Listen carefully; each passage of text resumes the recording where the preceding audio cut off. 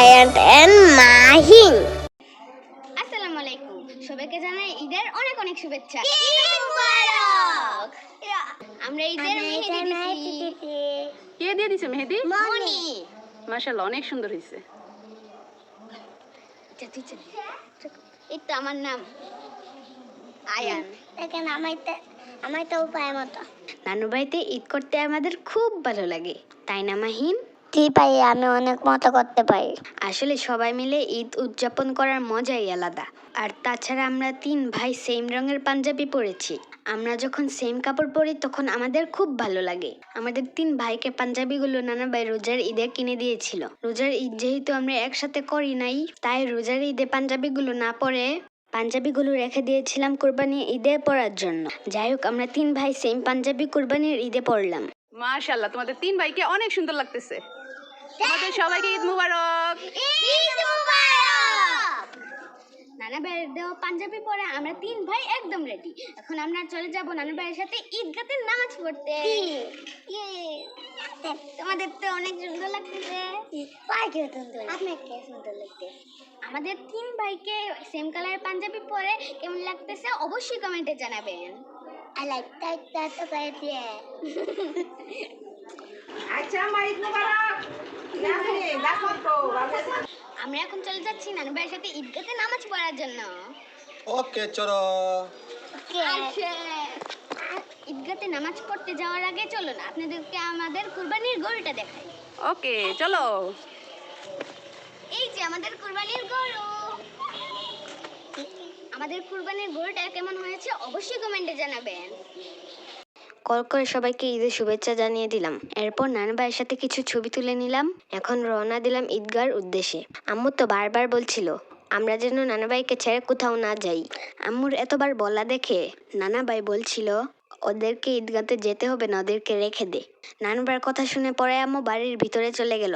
আমরা ঈদের নামাজ পড়ে চলে আসছি। এখন আমাদের গরু কুরবানি দেওয়া হবে। ও বাবা, খুব ভয় করে। মাহিন, তুমি বাইকে ছাড়া থাকবা, তোমার কোনো ভয় করবে না। জি, ঠিক বলছো। চলুন এখন আমরা গরু কুরবানি দেখতে যাই। এখন আমাদের গরু কুরবানি দেওয়া হবে। আমাদের গরুকে এখন কুরবানি দিবে।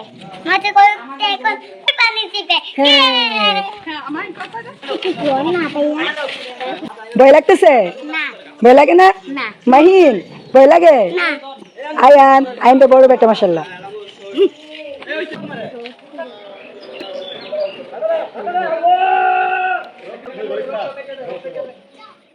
আলহামদুলিল্লাহ, আল্লাহর রহমতে আমাদের কুরবানি সম্পূর্ণ হলো। চলেন এবার আপনাদের সাথে কুরবানির ঈদের তোলা কিছু ছবি শেয়ার করে নিচ্ছি। ছবিগুলো কেমন হচ্ছে সেটা কিন্তু অবশ্যই কমেন্টে জানাবেন।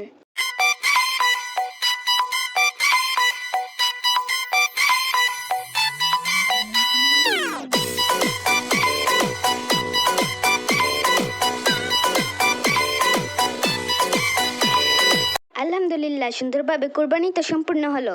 তবে কষ্টের ব্যাপার হলো মাংস কাটার জন্য এবার কোনো লোক পাওয়া যায়নি। সব কাজ নিজেদেরকে করতে হবে। এই তো আম্মু গরুর পায়ে ধরে রেখেছে আর নানা ভাই গরুর চামড়া কেটে নিচ্ছে। এমন সময় গোপনাথপুর থেকে নামাজ পড়ে চলে আসলো আব্বু। মুবারক মামা। এতক্ষণ মনে হচ্ছে এটা যে ঈদ। মামা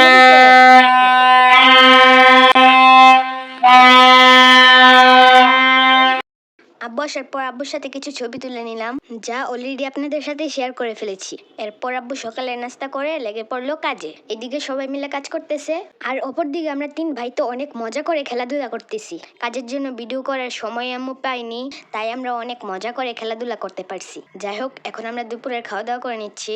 খাওয়া দাওয়ার পর আব্বু আম্মু চলে যাবে কসবা কুরবানির মাংস রাখার জন্য। ওকে। মাশাআল্লাহ, আয়াত তো এখন টাটা দিতে পারে। যাই হোক, ওদের কাছ থেকে বিদায় নিয়ে রওনা দিলাম কসবার উদ্দেশ্যে। এই ঈদের মতো অন্য কোনো ঈদ কাটেনি। পুরো ঈদের দিনটা সবার কাজ করতে করতে অবস্থা খারাপ। সবচেয়ে বেশি কাজ করেছে আব্বু আর আয়নের বাবা। আমি তো এমনিতেই শারীরিকভাবে অসুস্থ, আর পুরো দিনটাই কেটেছে কাজের মধ্যে দিয়ে, তাই একদমই অসুস্থ হয়ে গিয়েছিলাম। বাসায় এসে আমি ফ্রিজে মাংসগুলো রেখে দিচ্ছি। বক্সে মাংস নিয়ে এতে পানি দিয়ে ফ্রিজে রেখে দিচ্ছি যাতে তাড়াতাড়ি বরফ হয়ে যায়। আয়নের বাবাকে দেখিয়ে দিলাম ফ্রিজে মাংসগুলো কিভাবে রাখতে হবে। আমি মাত্র কয়েকটা মাংসের বক্সই ফ্রিজে রেখেছি। পরে ফ্রিজে মাংস গুছিয়ে রাখার পুরো কাজটা আয়নের বাবাই করেছে। ফ্রিজে সব মাংস রাখার পর আয়নের বাবা চলে গিয়েছিল গোপীনাথপুর আমার দেবরকে মাংস দেওয়ার জন্য। আর এই পুরো সময়টা আমি রেস্ট নিয়েছি। যাই হোক, গোপীনাথপুর থেকে আসার পরেই তো আমরা এখন রওনা দিলাম আয়নের নানুবাড়ির উদ্দেশ্যে। বাড়িতে এসে দেখি বাচ্চাগুলো খেলা করতেছে। এত কাজ ছিল আর শারীরিকভাবে অসুস্থ থাকার কারণে এবার ঈদে বাচ্চাগুলোকে নতুন কাপড়ও পরাতে পারিনি। এমনকি আমি নিজেও ঈদের কাপড় পরি নাই। এই ঈদে ওদের সাথে আমার একটাও ছবি নাই। এই প্রথম কোনো ঈদ একদম রংবিহীন কাটলো। আর তাছাড়া শরীর ভালো থাকলে কিন্তু সব কিছুই করতে ভালো লাগে। অসুস্থ বলে আম্মা আব্বু বললো এবারে ঈদের জন্য আমি বাড়িতে থেকে যাই। যাই হোক, আয়নের বাবা এখন কুরবানির মাংসগুলোকে মলি দিয়ে চুলায় বসিয়ে দিয়েছে রান্না করার জন্য। আয়নের বাবা মাংস শুধু মলি দিয়ে দেয়নি, প্রথমে কিছুক্ষণ আম্মু রান্না করেছে, এরপরে পুরো রান্নাটা আয়নের বাবাই শেষ করেছে। এমনকি রান্নার পর মাংসের পাতিলটা আয়নের বাবাই করে নিয়েছে। আয়নের বাবা ভিডিও করতে দেয়নি, কারণ আয়নের বাবার অবস্থা এমন ছিল। আমার মেজু চাচিমা দেখে তো বলতেছে মাশাআল্লাহ, জামাই আবার মাটির চুলায় বসে রান্নাও করতেছে। যাই হোক, এরপর কষানো মাংস হলো, সবাই মিলে কষানো মাংস খেলাম। এরপর বাচ্চাগুলো বাজি ফাটানো শুরু করলো।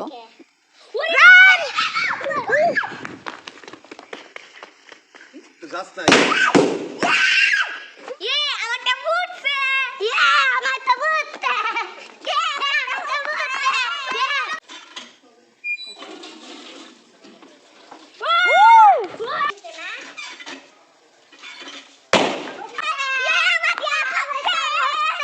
আলহামদুলিল্লাহ, কুরবানির মাংস রান্না হয়ে গিয়েছে। দেখুন কালারটা কত সুন্দর হয়েছে।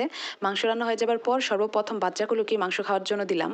আয়ান মাইন তুষার, ঈদের মাংস রান্না কেমন হয়েছে? অনেক মজা হয়েছে। সারাদিন পর এখন আমরা ঈদের নতুন কাপড় পরছি। যাই হোক, আমাদের ঈদ তো অনেক ভালো কেটেছে। আমরা অনেক খেলা করছি, আমরা তো অনেক মজা করছি। অনেক খেলা করছি, অনেক খেলা করছি, অনেক দুষ্টামি করছি।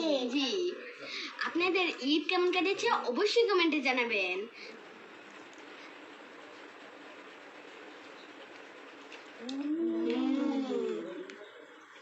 এখন আমরা কুরবানির মাংস খাচ্ছি, সেই সাথে নিচ্ছি বিদায়। আল্লাহ